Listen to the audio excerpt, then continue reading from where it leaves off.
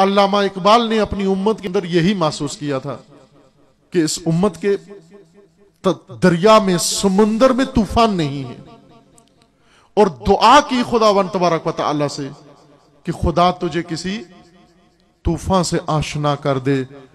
तेरे बहर की मौजों में इज़्तिराब नहीं, तेरे अंदर मौज ही नहीं, तेरे अंदर अमवाज नहीं, तेरे अंदर तलातुम नहीं। तू समुंदर है, तू ताकत का बेपना व लामहदूद जखीरा है।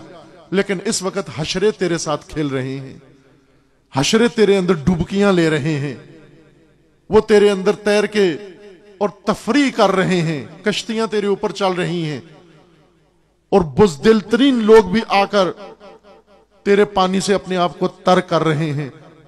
तू अगर बिफर के अपनी ताकत का मुजाहरा कर, पहाड़ तेरे सामने नहीं टिक सकते। कौमें, उम्मतें समुद्री ताकत रखती हैं अपने अंदर। यह समुद्री ताकत बाजीचा बन जाती है जब ठहरी हुई हो, जब उनके अंदर हरकत ना हो।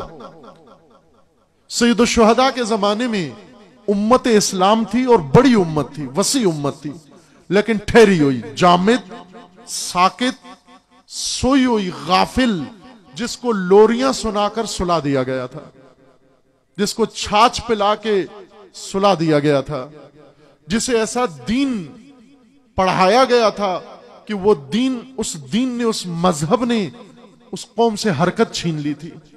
लिहाजा ये बहर अजीम उम्मत इस्लामी का ये रुक गया, ठहराव इसके अंदर आ गया और यजीद खेलने लगा इस उम्मत के वजूद से, इस समुंदर के वजूद से खेलने लगा।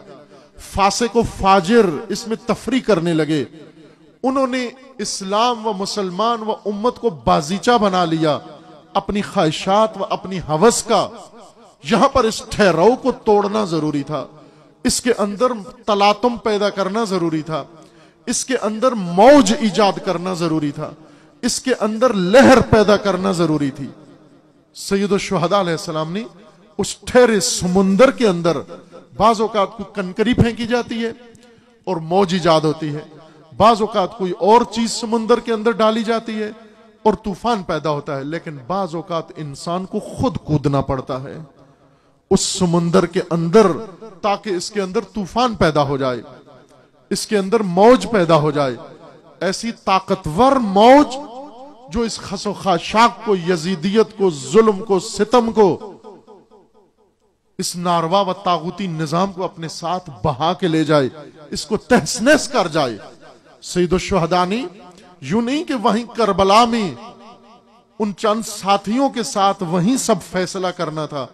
सैयद शुहदा ने एक यजीद के खिलाफ जंग नहीं की, हर दौर के यजीद के खिलाफ जंग का ऐलान किया।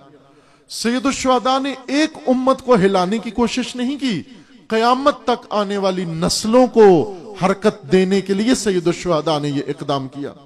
बड़ा नपातुला इंतजाम था, बड़ा नपातुला इकदाम था। सैयद शुहदा को मशवरा दिया गया, ये गलतफहमियां दूर कर दें हम, कि सैयद शुहदा को बैत का मुतालबा किया गया, मजबूर किया गया और फिर मजबूर करके करबला में लाकर वहां मार दिया गया। ऐसे हरगिज नहीं था। मक्का के अंदर बड़ी शख्सियात ने, बड़ी जिम्मेदार शख्सियात ने, बड़ी नामवर शख्सियात ने इमाम अलैहिस्सलाम को कहा कि आप बेशक बैत न करें, आप लाताल्लुक हो जाएं यजीद से, यजीद के बारे में जबान बंद कर लें, यजीद के मुताल्लिक अपना रद्द अमल छोड़ दें, आप लाताल्लुक हो जाएं, वो भी लाताल्लुक हो जाएगा आपसे। वो अपनी हुकूमत करेगा, आप अपनी इबादतों में लगे रहें, आप अपनी जिंदगी बसर कर रहे हैं, आप अपना सिलसिला चलाते रहें। बैत के बगैर भी हुसैन जिंदा रह सकते थे, लेकिन लाताल्लुक बनकर। और सैयद शुहदा ने ये बातें सुनकर बहुत ही शदीद रद्द अमल दिखाया। इन बातों के ऊपर, इन नजरियों के ऊपर सैयद शुहदा ने फरमाया, उफ़्फ़िन लिहादल कलाम अबदन मा दामत समावात वल अर्द। तुफ हो इन बातों पर, वैल हो इन बातों पर, मुर्दाबाद ये तफक्कुर व नजरिया जब तक जमीन व आसमान कायम है, ये तफक्कुर हुसैनियत की निगाह से मुर्दाबाद, ला ताल्लुक रहने का यजीदियत से। इमाम ने फरमाया, मैं ला ताल्लुक बैठ जाऊं? मैं जो इमाम हूं, मैं रहबर हूं, ये उम्मत साकित है। इमाम ने फरमाया इन्नमा खरजतु लितलबिल इस्लाह फी उम्मत जद्दी, मैं अपने जद की उम्मत की इस्लाह के लिए जा रहा हूं। उम्मत को क्या इस्लाह की जरूरत पड़ गई? उम्मत नमाज भूल गई थी, शकियात नमाज उसमें मखलूत हो गए थे। आया उम्मत रोजे के अहकाम भूल गई थी? आया उम्मत को हज याद नहीं रहा? उम्मत हुर्मत शराब व मैखारी भूल गई थी? उम्मत आया हुर्मत इख्तलात बा नामहरम भूल गई थी? कौन सा मसला उम्मत को फरामोश हो गया जिसको हुसैन अलैहिस्सलाम बताने के लिए निकले? ना नमाजें याद थी, रोजे उन्हें याद थे, हज में मशगूल थे, इहराम के अहकाम याद थे, तमाम इबादतें व दीन के आमाल उन्हें अजबर थे। खराबी कहीं और पैदा हो गई थी। खराबी ये थी कि ये समुंदर ठहर गया है, मुतहर्रिक पानी रुक गया है, और मुतहर्रिक पानी जब रुक जाए, चलता पानी जब रुक जाए, जौहड़ बन जाता है, मर जाता है, मुर्दाब बन जाता है, आबे मुर्दा बन जाता है। और मरे हुए पानी के अंदर जोंके पैदा होती हैं, मरे हुए पानी के अंदर मेंढक पैदा होते हैं, मरे हुए पानी के अंदर जरासीम पैदा होते हैं, मरे हुए पानी के अंदर मोहलिक चीजें पैदा होती हैं जो हयात का खात्मा कर देती हैं। पानी की हयात जिंदगी के अंदर है, उम्मतों की हयात हरकत के अंदर है, जिंदगी उनकी हरकत के अंदर है। जब एक कौम ठहर जाए, रुक जाए, उसके अंदर जरासीम पैदा होते हैं, उसके अंदर जोंके पैदा होती हैं जो उम्मत का खून चूसती हैं, और उसके अंदर सिर्फ मेंढक पैदा होते हैं टर्राने के लिए, शोर मचाने के लिए, गोल गपाड़ा करने के लिए। उसके अंदर मूजी व मोहलिक जरासीम पैदा होते हैं जो उम्मतों के ज़मीर और हया को और गैरत को मार देते हैं, और शऊर और बेदारी और जुर्रत को मार देते हैं। ये कसूर है ठहरी हुई उम्मतों का। इसलिए सैयदुश शुहदा ने फरमाया कि अब वक्त आ गया है क़याम करने का। ये क़याम कैसा था? सैयदुश शुहदा यूनी के एक सहरा में कूदे। सैयदुश शुहदा उम्मत के ठहरे हुए समुंदर के अंदर छलांग लगाई ताकि इसके अंदर मौज पैदा हो, इसके अंदर तलातुम पैदा हो, इसके अंदर लहर पैदा हो, इसके अंदर ताकत पैदा हो, और वो ताकत इतनी बढ़े और वो मौज इतनी बढ़े कि सदियों के ऊपर मोहित हो जाए, और तमाम सरजमीनों को तय करती हुई और तमाम सरजमीनों को तहस नहस करती हुई यजीदियत को आखिर तक वहां पहुंच जाए जहां तक इसको पहुंचना है। ये मकसद था करबला का। ये मकसद वहीं खत्म हो जाता अगर जनाबे ज़ैनब ना होती। क्यों? कि जब एक हरकत पानी के अंदर शुरू होती है, उस मौज को आगे बढ़ाना जरूरी है। उसको करबला से निकाल के कूफा पहुंचाना जरूरी है, उसको कूफा से निकाल के शाम पहुंचाना जरूरी है, उसको शाम से लेकर मदीना ले जाना जरूरी है, उसको मदीना से निकाल के मक्का ले जाना जरूरी है, उसको मक्का से निकाल कर हिजाज और हिजाज से निकाल कर बाहर पूरी सरजमीन के अंदर मशरिक और मगरिब में पहुंचाना जरूरी है। एक इकदाम हुसैन इब्ने अली ने किया, इब्ने अली ने, और एक बिन्ते अली ने किया। इब्ने अली ने मौज ठहरे समुंदर में पैदा की, और बिन्ते अली ने वो मौज दूर दराज उम्मतों व सरजमीनों और नस्लों तक पहुंचा दी, और अजादार व अजादारी उसी मौज का हिस्सा है। अगर यह हज इब्राहिमी होना जरूरी है, इमाम ने कोशिश की इब्राहिमी बन जाए। 400 शहीद हज खूनीन, जुम्मे खूनीन में हरम की सरजमीन पर हुए। उनका खून गिरा किस लिए? कि ये हज, अमरीकी हज, ये इब्राहिमी हज बन जाए, ये चाइना हज इब्राहिमी हज बन जाए, ये टूरिज्म ये हज बन जाए, ये इब्राहिमी रूह इसके अंदर आ जाए, इस्माइली रूह इसके अंदर आ जाए, हाजर की रूह इसके अंदर आ जाए। लेकिन आप देखें कि वो रूह रोक दी गई, कुचला दिया गया, लेकिन अभी भी कोशिश जारी है।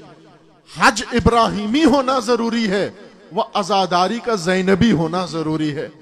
कहीं ऐसा ना हो जाए कि हज अमरीकी हो जाए, चाइना का हो जाए, हज सऊदी हो जाए, हज टूरिस्टों का हो जाए, और अजादारी राजों महाराजों की हो जाए।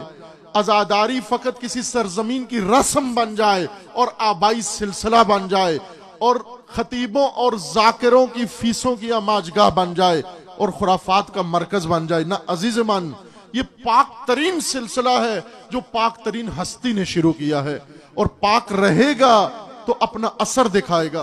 बीबी ने अकेले अजादारी की, रस्सियों में बंधे हुए अजादारी की, सरबरहना अजादारी की। एक बीबी की अजादारी ने कूफा और शाम का रंग बदल दिया। आज तो लाखों हजारों अजादार आशूर के दिन खियाबान पे निकलते हैं, तो क्यों इनके मुल्क के हालात नहीं बदलते? क्यों इनकी कौम के हालात नहीं बदलते? इसलिए कि रस में अजा बजा लाते हैं, रज में ज़ैनबी अंजाम नहीं देते, अज़ में ज़ैनबी अंजाम नहीं देते। अजीजान, ये अजादारी वो मौज है। हजरत ज़ैनब एक खातून व एक बीबी नहीं फकत दुखिया, बल्कि रहबर है। कौन सी रहबर? कायद आजम है, कायद उज़्मा है, रहबर अजीम है बीबी ज़ैनब। वो बीबी कि जिसने करबला की शहादतों को एक आलमी नेहज़त व तहरीक में बदल दिया है। वो आलमी नेहज़त जो तमाम जमानों पर भी छा गई है और तमाम जमीनों पर भी छा गई है। अब इस नेहज़त के अरकान को, जो अजादार हैं, जो बानियान हैं, जो शुरका हैं, जो जाकिरीन हैं, जो खुतबा हैं, इन्हें मालूम होना चाहिए कि रूह ज़ैनबी क्या है। रूह ज़ैनबी के साथ इस अजा को बर्पा करो, न कि इसको सिर्फ रस्म बनाकर, अगरबत्तियां जलाकर, मोमबत्तियां जलाकर और लंगर बनाकर तकसीम करके खा के देंगे, फिर ये कहो कि हमने अजा कर दी, और आंसू बहाकर हजरत ज़हरा को कहो कि बीबी मेरे आंसुओं का अब सिला चाहिए। न अजीज मन, आपका जिम्मेदारी बड़ी जिम्मेदारी है, आपने बहुत कुछ करना है। ये आंसू भी एक तहरीक का हिस्सा है, ये मातम भी एक तहरीक का हिस्सा है, ये नोहा भी एक तहरीक का हिस्सा है, ये अज़ाओ फर्श भी एक तहरीक का हिस्सा है, ये काला लिबास भी एक तहरीक का हिस्सा है, ये मरसिया और सलाम भी एक तहरीक का हिस्सा है। और ये सब कुछ एक तहरीक है जो आगे जाना है जिसको, और उस वक्त तक आगे जाना है कि जब ये अपनी ताकत से यजीदियत को मसल के खत्म न कर दे और परचम हुसैनियत और परचम कलमतुल्लाह पूरी दुनिया पर न लहरा जाए। आजादारी का मकसद पूरा नहीं हुआ अभी तक। ये आजादारी चाहिए हमें।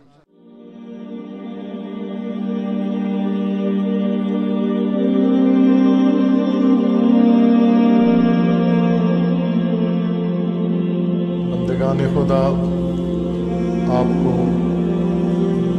और अपने नफ्स को तक़वा की वसीयत करता हूँ